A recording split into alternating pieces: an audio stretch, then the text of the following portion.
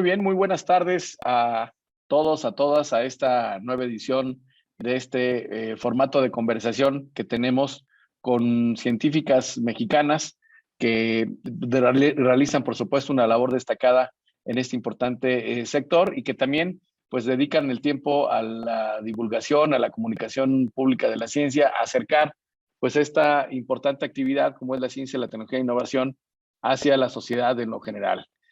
Afortunadamente, pues es un ejercicio que creo que ha dado muy buen resultado, muy buen impacto, teniendo siempre una importante pues presencia por parte de nuestra audiencia a través de redes sociales. Y pues el día de hoy, la verdad, tenemos una invitada de lujo en el sentido de que tiene una amplia trayectoria en el ámbito científico, en diferentes, vamos a decir, roles o responsabilidades que también hace pues creo que muy interesante la charla del día de hoy de la doctora Brenda Valderrama, y quien además, pues he de decir, es una aliada del Estado de Hidalgo que conoce muy bien lo que está sucediendo aquí en nuestro estado, en esta política de impulso a la ciencia, tecnología e innovación que ha, vamos a decir, fijado con una manera muy estratégica nuestro gobernador Omar Fayad. Y bueno, pues siempre es importante el seguir fortaleciendo este diálogo con estos personajes destacados que tienen una amplia experiencia en la ciencia y que también pues pueden transmitir a partir de su experiencia pues justamente hacia dónde se están dirigiendo los esfuerzos a nivel internacional, a nivel nacional, y cómo esto puede pues de alguna manera fortalecerse en el estado de Hidalgo.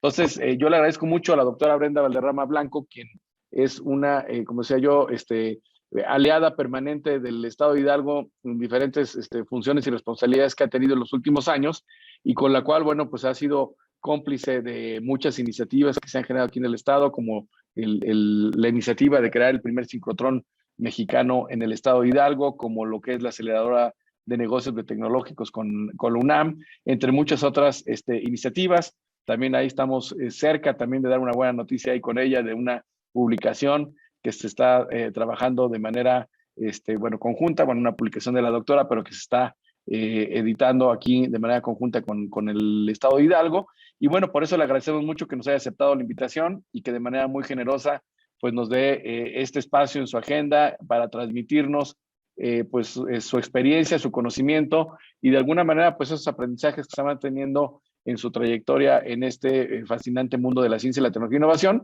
y en este formato específicamente pues con una perspectiva de género, es decir, cómo lo viven las mujeres, que sabemos que si en general es un sector complicado, muy competitivo, con pues quizá no todo el apoyo que debería de existir en diferentes ámbitos. Para las mujeres muchas veces es más complicado, como lo hemos visto pues en las brechas importantes de participación entre género, y por eso es que este esfuerzo pues se enfoca principalmente a mujeres para que de alguna manera nos transmitan su visión y que pueda ser también de alguna manera pues un incentivo para que nuestras niñas, nuestras jóvenes, pues puedan decidir orientar su desarrollo profesional en este mundo de la ciencia y la tecnología. Antes de ceder la palabra a la doctora Brenda Valderrama, me voy a permitir leer una breve reseña de su trayectoria, porque obviamente tiene una amplia trayectoria en el tema, pero pues vamos a una síntesis para que quien no la ubique, no la conozca, pues pueda tener mayor conocimiento sobre su trayectoria y por qué es lo que nos plantea justamente en esta sesión. La doctora Brenda Valderrama Blanco es doctora en investigación biomédica básica, especializada en biotecnología por la Universidad Nacional Autónoma de México, con especialidad en bioquímica y biología molecular. Realizó estudios postdoctorales en el Imperial College en Londres. Es investigadora titular en el Instituto de Biotecnología del UNAM desde 1997 y miembro del Sistema Nacional de Investigadores Nivel 2. Ha dirigido tesis de licenciatura, maestría y doctorado, y publicado 44 artículos y un libro, los cuales han recibido más de 1,500 citas. Entre 2000 y 2018 fue titular de la Secretaría de Innovación, Ciencia y Tecnología de Gobierno del Estado de Morelos, primera dependencia de alto nivel en México especializada en el desarrollo económico basado en la innovación. Actualmente es secretaria de vinculación del Instituto de Biotecnología del UNAM. También es, no sé si lo sigue haciendo porque no lo viene aquí, pero es presidenta de la Academia de Ciencia del Estado de Morelos. Forma parte del comité del sincrotrón mexicano, entre pues otras actividades a las que se dedica. También es una activista en el tema de este movimiento de prociencias que agrupa a los científicos y que han hecho planteamientos muy interesantes en materia de política pública y en materia de, vamos a decir, de marco legal para el tema de la ciencia. Y por eso creo que con todas estas perfiles desde el punto de vista académico, de vinculación en la política pública, pues creo que la experiencia de la doctora Brenda Valderrama en el desarrollo de la ciencia en México pues es muy importante, y por eso le agradecemos la posibilidad de tenerle el día de hoy para que nos comparta pues sus conceptos en este día. Brenda, de nueva cuenta, en nombre del gobernador Omar Fayad, del secretario Lamán Carranza, te damos la más cordial bienvenida a este formato y agradeciéndote pues que estés ahora de manera virtual conectándote con los hidalguenses que están interesados en el tema de la ciencia y la tecnología, y particularmente pues en esta experiencia, en esta propuesta que tú desarrollas de manera permanente de poner a la ciencia y la tecnología en pues la agenda pública de nuestro país. Así que muchas gracias, te cedemos la palabra y hacia el final de la sesión tendremos un espacio para atender preguntas y respuestas. Muchas gracias. Muchas gracias, Alonso. Pues más que nada, pues darles el agradecimiento a ti, al secretario Lamán Carranza y al gobernador Omar Fayad por todo el apoyo que han tenido con nosotros como equipo de trabajo durante todos estos años. Realmente ha sido una labor muy gratificante y pues le levanta a uno el ánimo encontrar políticos, funcionarios que tengan tal compromiso con la comunidad científica y tecnológica. Así que al contrario, yo soy la agradecida de poder estar en este foro. Pues cuando me invitaban a participar, acepté, por supuesto, encantada, y luego me puse a pensar como de qué podríamos hablar.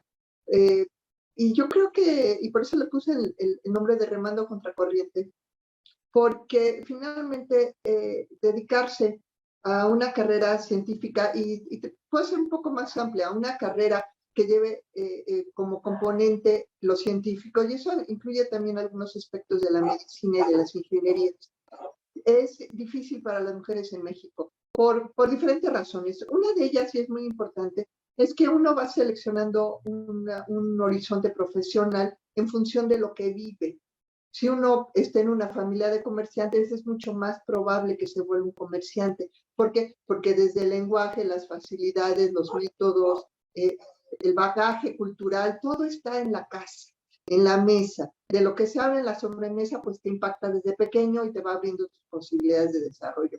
Por lo tanto, si una niña viene de una carrera de científicos, es más probable que se dedique a la ciencia. El problema es que en México hay muy pocos científicos, muy, muy pocos. De los más de 100 millones de habitantes del país, no llegamos a 50,000. Entonces, la probabilidad de que una niña nazca en una familia de científicos es bajísima. Eso me pasó a mí, mi familia era de comerciantes, no de científicos. Por lo tanto, uno tiene que ir buscando su vocación en otros lados, y ese lugar es la escuela. Si tienes la oportunidad en la escuela de tener unos buenos maestros en temas científicos, ellos son los que te pueden ir llevando y encauzar tu vocación. ¿Cómo descubres que tienes vocación para las ciencias? Realmente es muy sencillo. Y empieza con que te guste la escuela, ¿sí? Si tú eres una chica que le gusta ir a la escuela, que le gusta estudiar, que encuentra placer en la lectura, en aprender, en el conocimiento, eso ya es la parte más importante de ser científico. Tienes además mucha curiosidad, te gusta aprender cosas nuevas, estás buscando alternativas para solucionar problemas de todos los días, también aporta para que seas una buena científica. Si además tienes disciplina para el trabajo, te gusta terminar las cosas que comienzas, terminas los libros, ves las películas hasta el final, todo eso se va sumando, porque al final no existe una receta universal ni mágica para ser un buen científico, sino que en realidad cada uno de nosotros se parece un poquito a lo que es el científico ideal. Y cuando tenemos estos componentes, pues tenemos más oportunidades de ser exitosas en una carrera científica. Sin embargo, necesitamos a alguien o algo que nos conecte con la vida científica. Para eso sirve la divulgación de la ciencia. En mi caso, por ejemplo, yo me dediqué a la ciencia por una maestra de secundaria que me abrió la puerta al concepto científico, no a la certeza de la ciencia. La ciencia no está sujeta a interpretaciones, no está sujeta a deseos, ni a pasiones, ni a intereses. La ciencia es, la entendemos o no, esa es otra historia. Pero de qué es, es. Y eso pues también te da mucha certeza, porque sabes que si te dedicas a ser científico vas a lo seguro. Cosa que no ocurre con otros ambientes, ¿no? Donde todo está muy sujeto a los vaivenes inclusive sociales, políticos, etcétera. En la ciencia hay un número quizá limitado de certezas y sobre esas certezas vamos construyendo. Entonces lo que tú hagas como científica va a tener relevancia no solo local, nacional, mundial, porque está basado en la certeza de muchas generaciones. Y eso a mí me dio mucha confianza de dedicarle mi vida a una profesión en la cual pudiera yo contribuir algo y construir algo junto con los nombres que yo veía en los libros, Marie Curie, Feynman, no sé, los que ustedes lean, Copérnico, que ustedes crean, todos ellos son parte de lo mismo y entre todos construimos el conocimiento. Ahora, pues cuando estás en la prepa, pues tienes muchas opciones de cómo dedicarte, ¿no? Entonces yo fui descartando cosas, descarté ingeniería porque soy muy mala para las matemáticas, no es lo mío. Descarté otras ciencias como las ciencias sociales porque me parecieron demasiado subjetivas, demasiado sujetas a la interpretación de quien los estuviera desarrollando y me dediqué a las ciencias naturales. Y dentro de las ciencias naturales me fui más hacia las ciencias médico-biológicas. Y llegó un momento en que tenía yo que decidir carrera y tenía yo básicamente dos opciones. O estudiar medicina o estudiar otra carrera científica. Yo ya no había decidido qué, pero otra carrera. Y aunque me gustaba el tema médico y me sigue apasionando el tema de salud, decidí no dedicarme a estudiar medicina porque iba yo a terminar muy grande. Iba a terminar por ahí de los 30 años, que es la edad aproximada en la que se terminan ya las especialidades. Entonces dije, no, yo no quiero dedicarme tanto tiempo a estudiar. Entonces me busqué otra opción. Y esa opción fue estudiar química. Fui, hice mi examen de ingreso a la UNAM, lo pasé, me inscribí a la Facultad de Química, todo iba muy bien, hasta que me enteré que había otra carrera, que se llamaba Licenciatura en Investigación Biomédica Básica. Y que en esa carrera no había materias.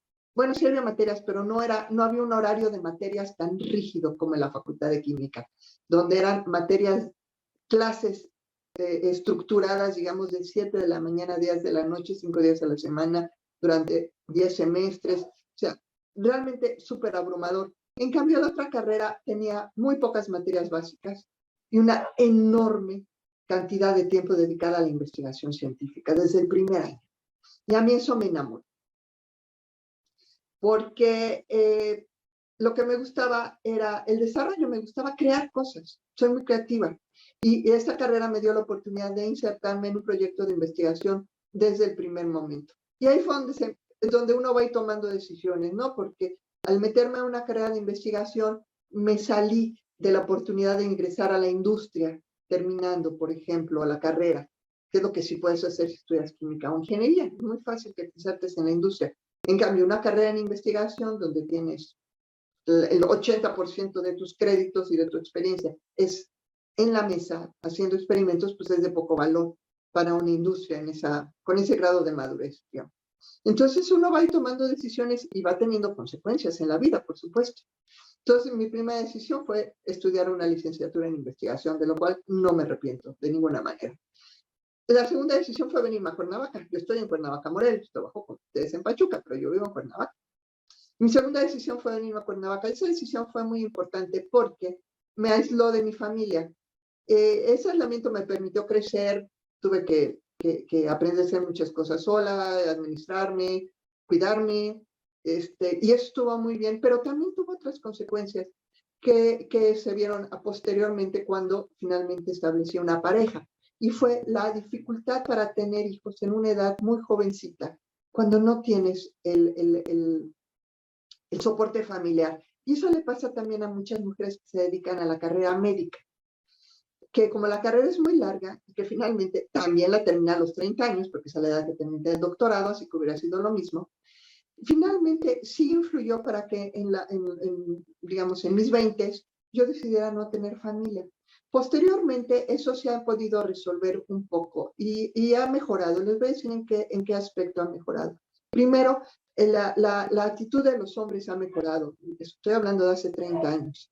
La actitud de los hombres ha mejorado, de las parejas ha mejorado, son muchísimo más solidarias y entienden mejor que hay que ser solidarios con el cuidado de los hijos, de los bebés, para poder sacar adelante una familia joven, lo cual tiene sus grandes ventajas, por supuesto.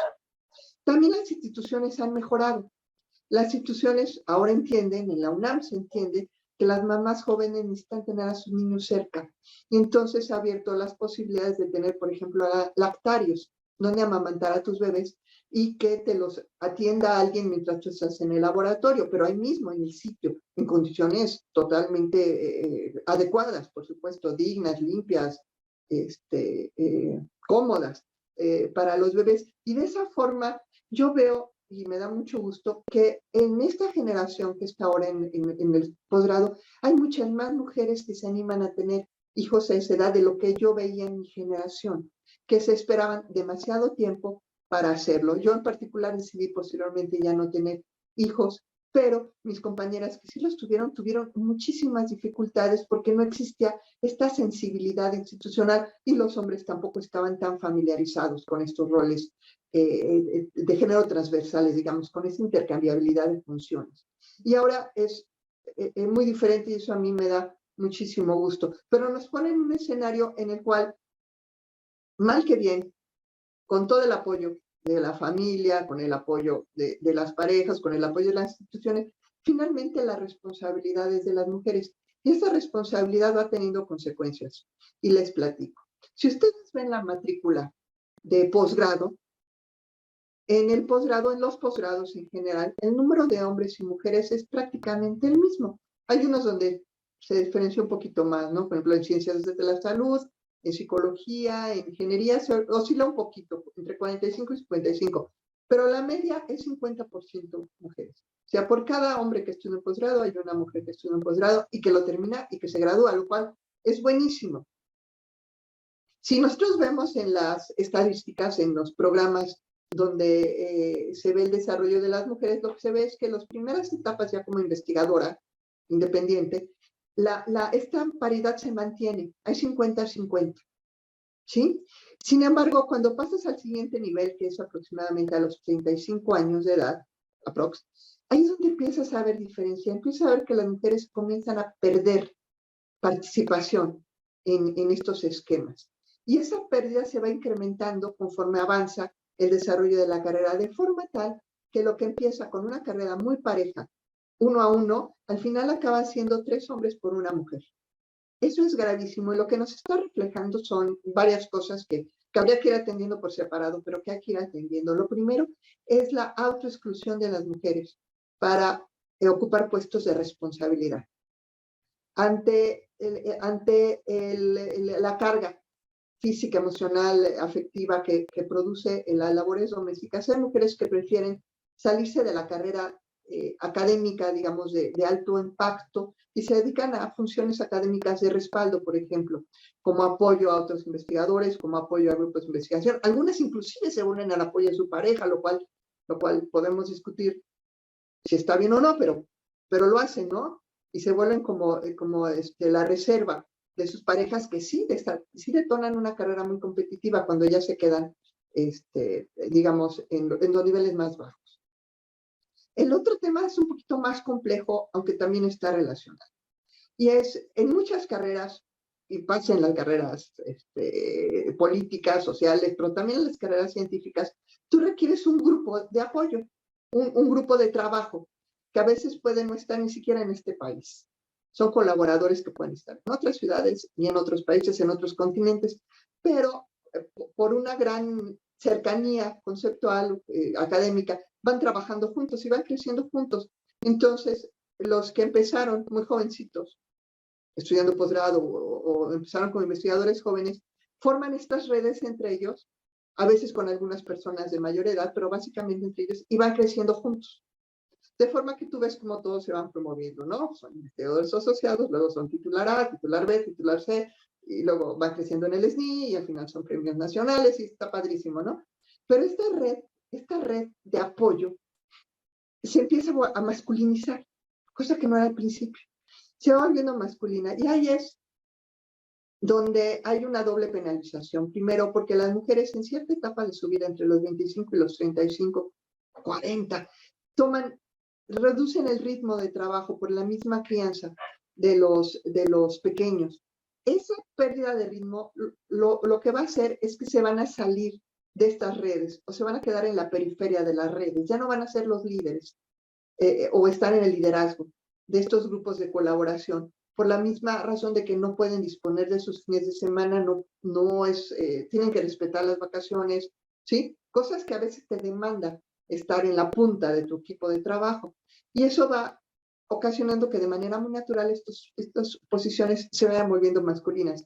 Y hay una situación donde estas redes, que al principio son muy parejas, entre hombres y mujeres, se van masculinizando. Y al final, no es que sean hostiles a las mujeres, ni muchísimo menos. Hay muchísimos hombres que son fantásticos, colaboradores. Simplemente no encuentran los espacios de colaboración con algunas mujeres, que ellas, les digo, se van a la periferia y prefieren hacer labores de apoyo.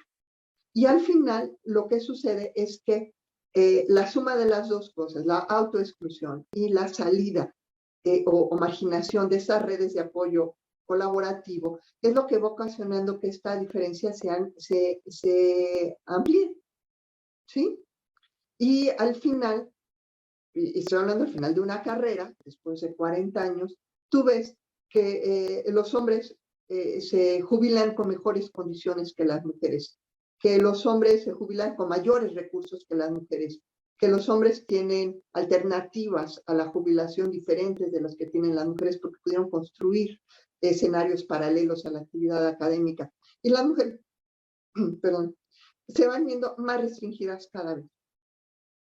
Eso ocurre en todo México, ocurre también en otros países, pero en México es especialmente grave porque nosotros tenemos por cuestiones estructurales dos carreras que hay que hacer al mismo tiempo. La carrera de la institución como investigadora de una universidad autónoma, de un centro público de investigación, y la carrera del SNI, la carrera del Sistema Nacional de Investigadores, que aunque sí toma muchos elementos de la carrera institucional, se evalúa y se recompensa por separado.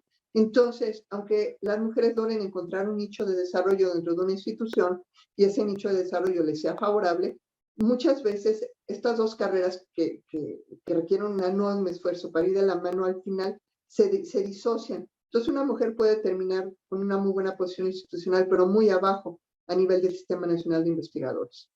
Y eso es parte de lo que estamos viendo. Todo esto va abonando a que al final se vuelva un ciclo vicioso. ¿Por qué? Porque los comités que evalúan a los nuevos candidatos y candidatas son normalmente las personas con más experiencia, con mayor jerarquía, que resultan ser hombres. Y entonces se vuelva ahí, sin que haya discriminación necesariamente, sí se vuelve un sesgo de apreciación, porque no valoran, no, es más, ni siquiera conciben todo este tipo de cargas que existen en la realidad, pero que no se plasman en el papel. Ningún documento lo va a decir, ¿sí? Simplemente tú ves que una mujer dejó de ser productiva, dejó de ser competitiva, pero nadie te dice por qué, porque tuvo 3 hijos, ¿no? O porque un hijo se le enfermó, o porque tuvo que cuidar a sus papás, porque en México además las labores de cuidado de los ancianos y de los enfermos los llevan las mujeres. Y también las investigadoras lo tienen que hacer. Y todo esto no está en tu currículum, esto pasa desapercibido de tu desarrollo profesional.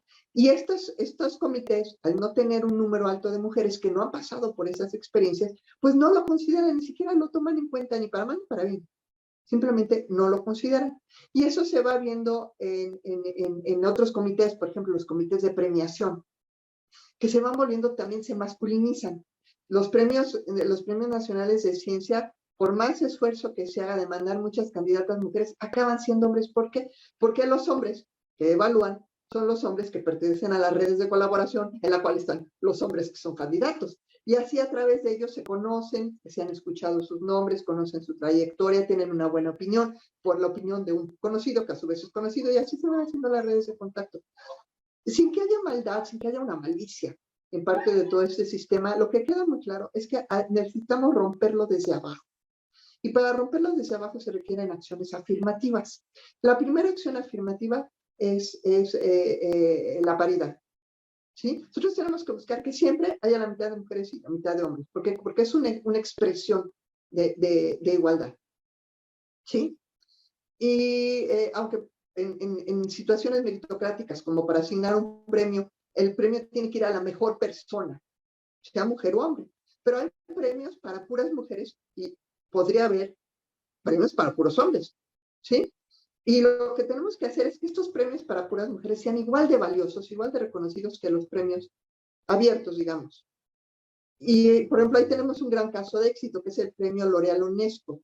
Es un premio que da la empresa L'Oréal, que ustedes conocen seguramente, han oído, es una empresa de cosméticos, junto con la UNESCO de las Naciones Unidas, y da un premio muy importante a nivel mundial a las mejores científicas del mundo, solo mujeres. Pero lo más valioso es que el premio L'Oréal UNESCO ya se considera uno de los mejores premios del mundo, y una mujer que gana el L'Oréal UNESCO es valiosísimo y es súper reconocida. Eso es a lo que tenemos que aspirar. A que, aunque hagamos premios solo para mujeres, que necesitamos cerrar a veces para evitar una competencia poco equitativa, tenemos que lograr que en la opinión pública estos premios sean igual de valiosos que los premios para todo el mundo, que siempre ganan los hombres. También tenemos que encontrar situaciones de equidad. Tenemos que darle a nuestras estudiantes, yo que soy tutora, a nuestros estudiantes que tienen esa edad de ir tomando decisiones de vida, todas las facilidades. Es muchísimo más fácil para un estudiante tener puede ser mentora mujer, también puede ser mentor hombre, no es necesario, pero que tenga una mentoría que lo acompañe en ese momento y le diga, a ver, tu salud es primero, si estás en el último trimestre del embarazo, vamos a bajar el ritmo de trabajo en el laboratorio y vete a escribir a tu casa, ahorita que todavía tienes, para que dejes algo avanzado para el siguiente semestre, ¿no? Eso le va a dar mucha confianza a la muchacha para poder hacer esa actividad académica, ir haciendo como un guardadito para el siguiente semestre, que va a ser un semestre muy complicado porque va a tener un bebé recién nacido, ¿no? Entonces, como mentores, nosotros podemos dar ese soporte. Claro, si además se suman la pareja y la familia, pues es muchísimo mejor. Pero como mentores sí podemos dar ese apoyo para que nuestros estudiantes puedan tomar las mejores decisiones y puedan ser el tipo de persona que quieren ser en su vida personal. La institución tiene que colaborar, las instituciones tienen que entender que no pueden penalizar, no deben penalizar las gestaciones, tampoco pueden ni deben penalizar cuando una mujer se aleja por razones de salud de un familiar del cual ella es la principal cuidadora, y tenemos que encontrar los mecanismos para que haya ejercicios compensatorios de eso. El Sistema Nacional de Investigadores, por ejemplo, creo que es 2 veces, en 2 ocasiones. Si una mujer que está en el Sistema Nacional de Investigadores da a luz, automáticamente tiene una prórroga a su periodo. Si era de 3 años, ahora es de 4. Si era de 5, ahora es de 6. ¿Sí? Con la idea de que ese año extra compense el año que necesariamente va a bajar su rendimiento. Y eso me parece una acción afirmativa. Ahora tendríamos que hacerlo equitativo, para que también los hombres empiecen a responsabilizarse no solamente del cuidado de los hijos, sino también del cuidado de otras personas familiares, ¿no? Que necesiten cuidado. Entonces, este tipo es la verdadera equidad. La equidad no es si eres hombre o mujer. La equidad es si eres un profesionista y tienes una razón fundamental para disminuir tu ritmo de trabajo, que no tenga consecuencias a largo plazo, que no te saque del juego, digamos. Que las reglas sean claras, que sean equitativas, que sean justas, pero que sean de amplia participación para todos nosotros. ¿Por qué? Porque de esta forma vamos incrementando el número de familias en las cuales al menos un elemento de la familia es científico, vamos incrementando el número de familias donde se aprecia a la ciencia, donde se comenta de temas científicos en la sobremesa, donde se sabe, por ejemplo, y se puede dar consejos sobre decisiones de profesionales. En mi caso, por ejemplo, yo he tenido la oportunidad de asesorar a mis sobrinos y algunos de mis sobrinos se han decidido seguir carreras científicas y eso, por supuesto, que a mí me hace muy feliz, me da una gran satisfacción, y ya más profesionistas han regresado también conmigo a que los asesore, y lo hago con mucho gusto. Lo mismo hago con mis estudiantes y lo mismo hago con cualquiera que se acerque, pero no es lo mismo cuando es alguien de la familia, tiene un valor adicional. Cuando tu familiar es científico y te dice, a ver, pero aguas con esto, velo haciendo así, etcétera. Porque además esto lo transmite al resto de la familia, y entonces toda la familia, primos, abuelos, hermanos, todos arropamos a este caso. En mi caso yo tengo un hombre y una mujer, sobrino y sobrina, los cuales decidieron seguir carreras científicas. Entonces toda la familia los arropa y toda la familia los valora, y así vamos construyendo esto, que tiene que cerrar el círculo, y con eso quiero terminar. Tenemos que cerrar el círculo porque tenemos que llevarlo de nuevo a la infancia. En la infancia es muy interesante y eso nos dan los resultados de la prueba PISA. Las niñas dan mejores resultados en aptitudes científicas, ¿sí? No tiene que ver con conocimiento, no es si te sabes un teorema, si te sabes la teoría de la evolución, no. Tiene que ver con aptitudes científicas. Y las niñas tienen una mejor calificación que los niños. A lo mejor es por esto mismo que les digo, que son quizá más disciplinadas, quizá más curiosas, quizá más imaginativas. La razón que sea, el chiste es que los datos duros nos dicen que las niñas tienen mejor desempeño en actividades científicas y tecnológicas, tienen más aptitudes, y esto va creciendo con ellas. Esta diferencia se va moviendo, digamos, en el peor de los casos es igual que en la de los niños, y va aumentando hasta llegar a la pubertad.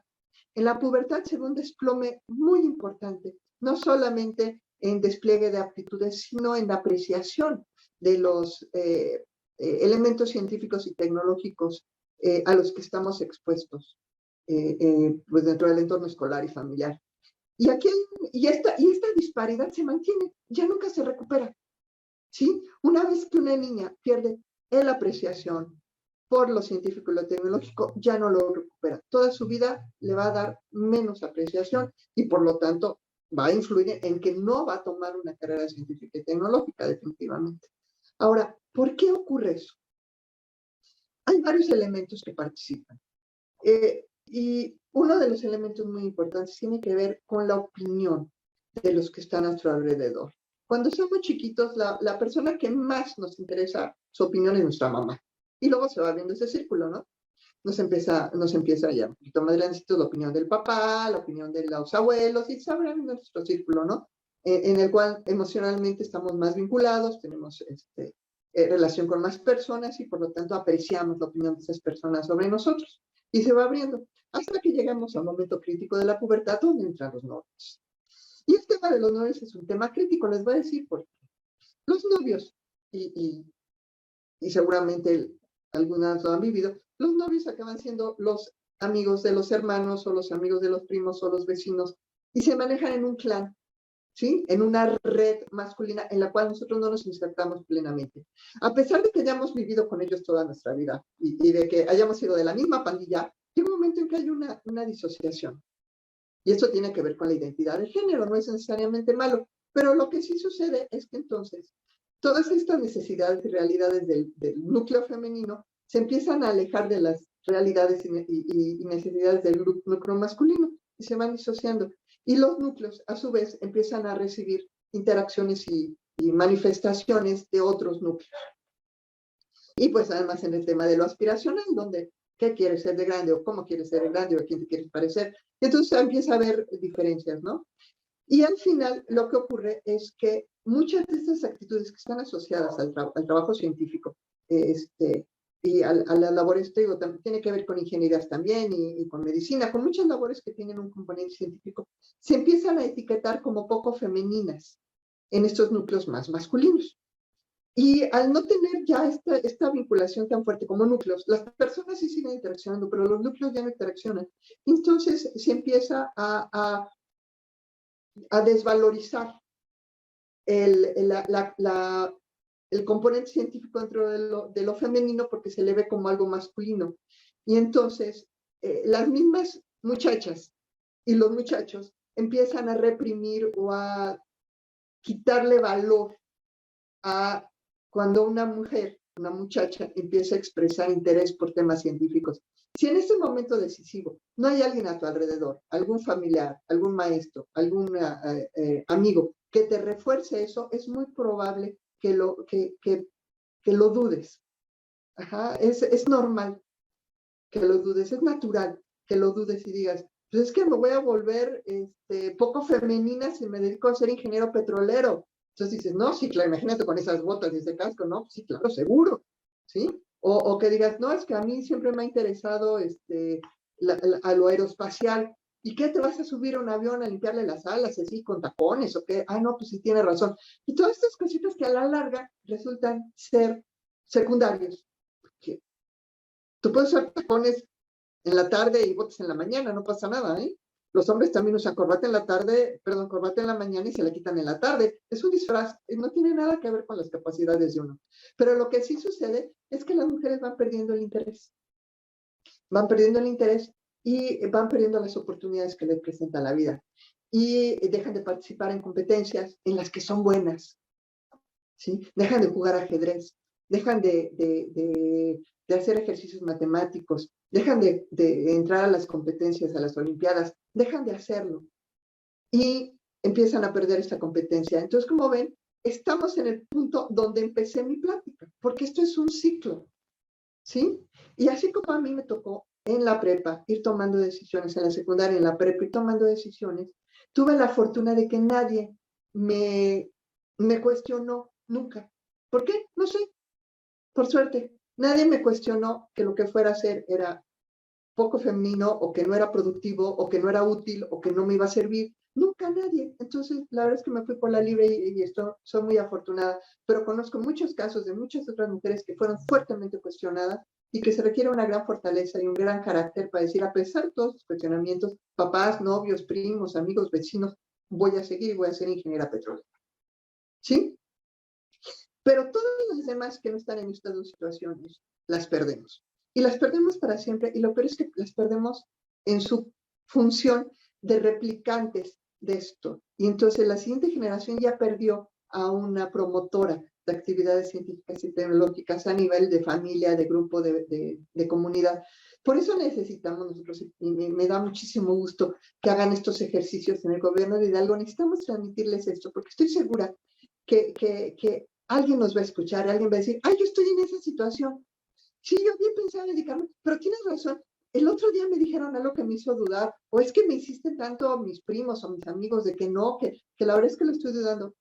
Honestamente, no duden, porque además las mujeres que se dedican a esto son normalmente muy exitosas. Entonces, yo les diría, sigan con su vocación, sigan con su deseo de seguir adelante. La vida tiene muchas pruebas, las tiene para todos, también para los científicos, muchos retos, muchas dificultades, pero eso es inevitable, lo va a haber, se dediquen a lo que se dedican. Lo importante y es una gran,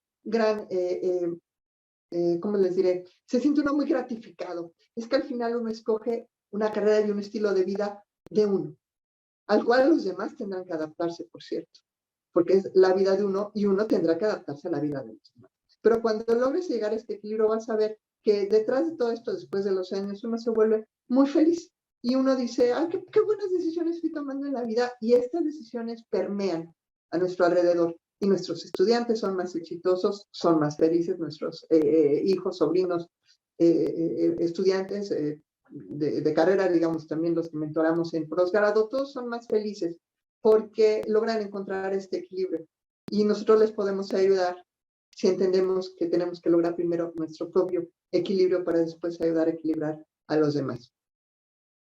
Pues eso sería lo que quisiera compartirles hoy. Me da, repito, muchísimo gusto estar con ustedes y espero que esto no se quede en un solo evento, sino que se replique, ¿no? Que lleguen ustedes a su casa y lo discutan con sus familias, ¿no? Oye, mamá, ¿qué pasaría si yo me dedicara a ser científica? Oye, papá, quiero ser científica, ¿cuál es el problema, no?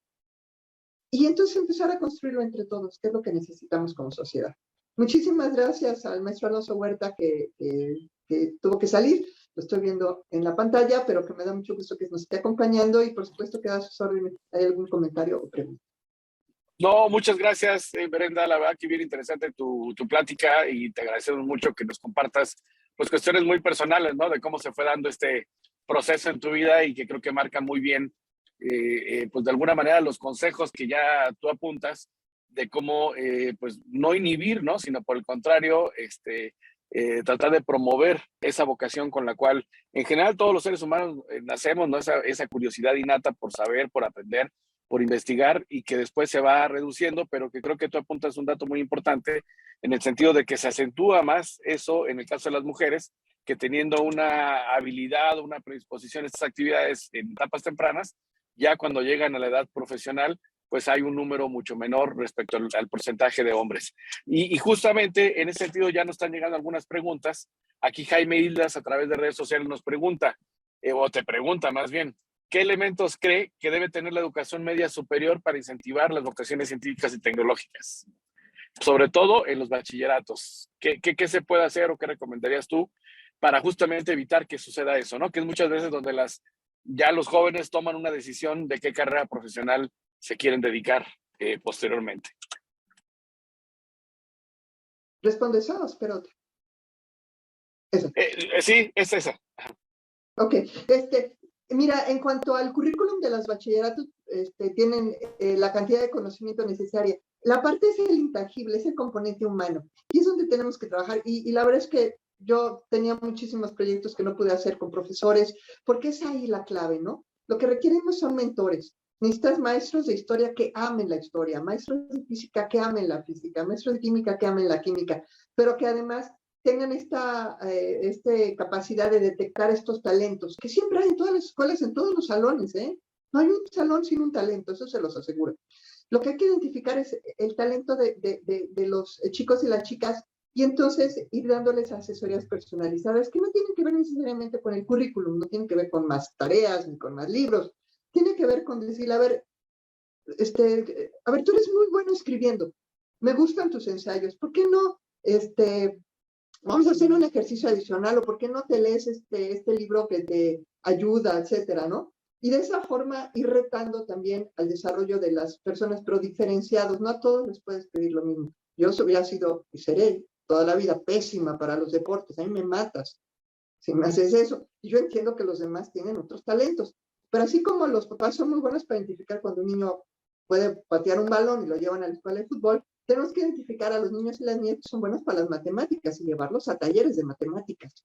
Y esos talleres, el primer quizá contacto sean los maestros. Entonces, en mi opinión, yo creo que sería un trabajo intensivo sobre los maestros de bachillerato para capacitarlos para la detección de talento. Pero además hay que darles el siguiente nivel.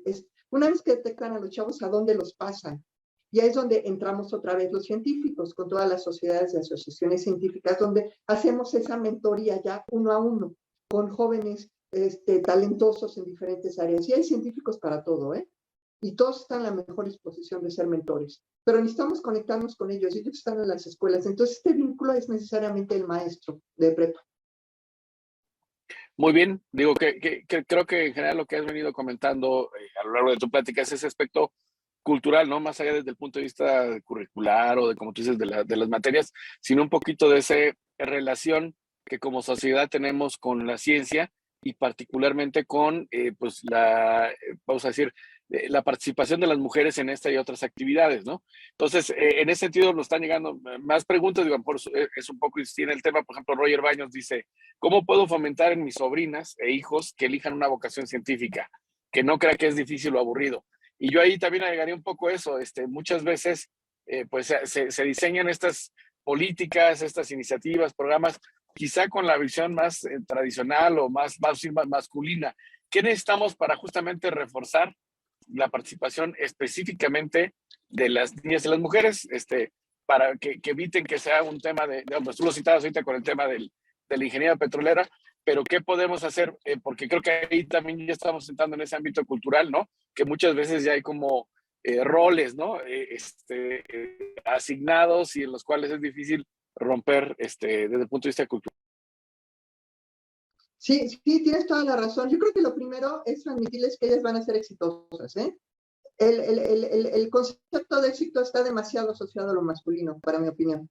Las mujeres son exitosas, se dediquen a lo que se dediquen. Entonces, desde el momento que tú las empoderas, diciendo lo que tú quieras hacer, vas a ser exitoso y nosotros vamos a estar acompañándote en tu éxito, eso les transmite mucha confianza y entonces les permite empezar a buscar opciones de desarrollo. Lo otro es, yo les digo, acérquense a las sociedades científicas si ya tienen una vocación más o menos definida, que les guste la biología, las matemáticas, la física. En Hidalgo hay academias disciplinarias de todas las materias y ellos ya tienen una estructura donde les dan el acompañamiento. Entonces, lo primero les diría a los papás, a los tíos, que quizá una buena forma es chismear, ¿no? Entonces, métanse a Twitter. Yo me alimento en Twitter muchísimo, con todo lo que pasa nuevo científico en el mundo. Métanse, sigan en Twitter revistas científicas, sigan periodismo científico, a las universidades y de ahí van a salir temas que ustedes van a comentar en la sobremesa, así, oye, ¿ya viste lo que pasó? ¿Sí? Ya encontraron esto o ya hicieron esto. Y a través de esa conversación de periódico, digamos, de sobremesa, van despertando el interés. Y ya después pásenla pásenlos a las academias, ellos les van a ayudar para el siguiente paso. Muy bien, pues sí, ha generado mucho interés esta charla en el sentido de justamente eso, ¿no? Te preguntan orientación, ¿no? Por ejemplo, aquí Carlos Riva Palacio dice, ¿desde qué edad se puede incentivar el interés por la ciencia, ¿no? Dice, pensando en las nietas, ¿alguna recomendación de cómo fomentar ese interés? ¿Qué le contestarías ahí a Carlos? Yo creo que lo primero es no descalificar, ¿sí? Porque así como es tan contraproducente obligar a un niño a ser futbolista, es igual de contraproducente obligar a alguien a algo que no quiere. Entonces, lo primero que tenemos que hacer es no descalificarlos para que ellos afloren, para que se fomente realmente su vocación. Y la vocación va a aflorar. Tenemos que darle todos los elementos. Entonces, lo primero es decirle, tú puedes dedicarte a lo que quieras, lo que sea. Y si eres hombre y quieres ser psicólogo, adelante. Quieres mujer, ser psicóloga, adelante. Quieren ser abogados penalistas, también se vale, ¿sí? O sea, no hay carreras para hombres ni carreras para mujeres. Hay carreras para gente con talento y los demás nos tendremos que dedicar a otra cosa. Muy bien, sí, talento justamente para eso, seguramente tendrán talento para otras cosas, como tú decías, ¿no? Cada quien, el tema es que lo identifique, ¿no? Dentro de las alternativas que existen y que no lo descarten de antemano, ¿no? Por no considerar una opción cuando a lo mejor tienen un talento importante, una vocación y no se aprovecha. Yo ahí agregaría para hacer el comercial que el SINOVA en Hidalgo pues desarrolla muchas actividades justamente de promoción de vocaciones científicas e invitamos a los que están interesados en de alguna manera darle estas opciones o alternativas para que se acerquen a ellas, a nuestro público que está haciendo estas preguntas, a que sigan las redes sociales del SINOVA, donde constantemente estamos promoviendo actividades y que en las cuales pueden formar parte para justamente pues darles estas alternativas y promoverlas si es que la identifican. Y vamos a cerrar con una última pregunta, en este caso a cargo de Ingrid Fernández, quien dice, buen día, doctora, excelente charla, enhorabuena y una pregunta. ¿Cuál ha sido su obstáculo más grande al difundir la ciencia siendo mujer? Fíjate que a lo mejor es porque tuve suerte en cierta manera porque logré insertarme en los medios convencionales de comunicación. Tengo una columna en el periódico, tengo invitaciones a estaciones de radio donde tengo un espacio. Sin embargo, es un cuello de botella, ¿sí?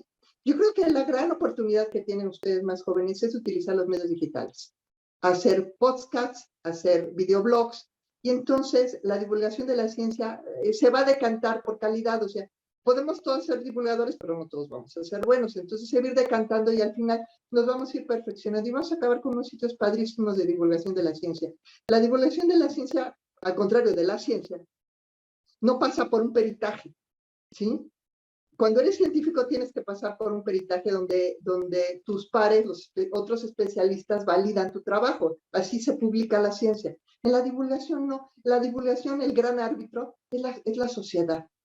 La sociedad es la que va a decir si le sirvió lo que le dijiste o no. El único requisito fundamental, y que no hay que olvidar nunca porque finalmente somos divulgadores de la ciencia, es que todo lo que nosotros divulguemos tiene que tener contenido científico. Tenemos que ser muy cuidadosos en no difundir falsas noticias, en no difundir asuntos que no tienen contenido científico, no difundir charlatanería, que también me temo hay mucho en la red. Pero si nosotros tenemos este principio ético de que todo lo que difundamos sea realmente un contenido robusto, científicamente hablando, la forma es lo de menos. Y les digo, y aquí el gran evaluador es la sociedad, que te va a seguir y te va a utilizar como referente para, inclusive, les digo, sus charlas de sobremesa. Muy bien, pues creo que concluimos muy bien esta charla con esta recomendación que nos das, con esta reflexión, y te agradecemos enormemente de nueva cuenta, Brenda, pues que nos compartas esta visión, como digo, personal de tu parte, y bueno, pues por supuesto invitar a nuestra audiencia a que compartan esta charla. Como ustedes saben, queda publicada ahí en nuestras redes sociales, en el Facebook, y posteriormente se sube en el canal de YouTube del SINOVA, para que quienes no hayan tenido la oportunidad de seguirla en vivo, pues puedan verla, compartirla justamente a lo mejor con esos profesores que están en el bachillerato, que sabemos que luego nos siguen mucho en redes sociales, que identifiquen estos nuevos roles, ¿no? que pueden tener pues como profesores para detectar y promover estos talentos y de alguna manera pues ir fortaleciendo esta vocación en nuestros jóvenes, pero particularmente en las mujeres. Entonces te agradecemos mucho, Brenda, la participación y bueno, esperamos que no sea, por supuesto, la última vez que contamos contigo. Esperemos que también ya pronto en alguna actividad presencial cuando ya se empiecen a recuperar. Pero bueno, de cualquier manera te agradecemos infinitamente tu tiempo, tu conocimiento y tu experiencia para enriquecer pues este proceso aquí en Hidalgo del cual tú has sido testigo y protagonista en el desarrollo de estos proyectos como comentábamos al inicio. Muchas gracias, Brenda. Al contrario, Alonso, gracias a ustedes y quedo a sus órdenes. Buenas tardes. Gracias, Brenda. Y bueno, y a toda nuestra audiencia, agradecerles mucho que nos hayan acompañado en esta sesión e invitarlos a que, por supuesto, nos acompañen a la próxima semana, el martes a las 2 de la tarde, donde también tendremos una invitada igual de destacada que la doctora Brenda Valderrama para que les comparta este proceso. Y aprovecho también para hacer la invitación, el día de mañana vamos a tener una sesión especial de Sinova Talks, en donde hacemos una actividad de manera conjunta con un formato similar que impulsa la Embajada Británica en México, que son los diálogos Newton, en esta ocasión, para dar a conocer justamente los resultados y los avances de dos proyectos importantes que se están financiando en conjunto con el Reino Unido y el gobierno de Hidalgo, teniendo la participación, en este caso, del embajador del Reino Unido en México, John Benjamin, del secretario Lamán Carranza, y por supuesto de los investigadores a cargo de estos proyectos el día de mañana a las 14:45 a través de las redes sociales. Los invitamos a que sumen a esta sesión, agradeciéndoles como siempre, pues nos acompañen y nos ayuden a difundir para que alcance una mayor audiencia estos esfuerzos de comunicación. Muchas gracias a todos, muy buenas tardes. De nueva cuenta, Brenda, gracias y nos seguimos viendo.